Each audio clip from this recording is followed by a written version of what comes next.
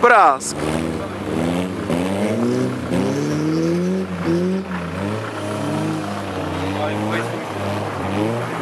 Chceš fotit, jo? Jsi fotograf, jo, druhým povolání, jo? Ne, ale tak když už tu stojím. Pěkný, pěkný. Pěkný! Jsi krásnej, ještě zoom na tebe. On se to zoomuje hrozně pomalu. Ale co ta vana, ty vole? To je šílená, viď? Máš opravený? Jo. Že to si jenom má Tam nevidíš tu plechovou krabičku, vole, na motor, už jako byl nějakou, no je to...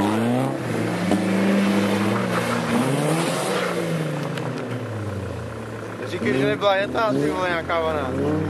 Tohle je úplně po domácku vyrobená. Starou šrouby, vole. Tu někdo prostě vyrobil. Vole, má krabička, vole. Bude být normálně aerodynamický odpor, ty vole. Do tomu bych klidně věřil. Hlavně se to vůbec nebude chladit. Ten volej. Jak jezdí proti sobě ty magoři? Jak mu tam písat, vidíš to? Píšťalka ve vejfuku. Vrtulka.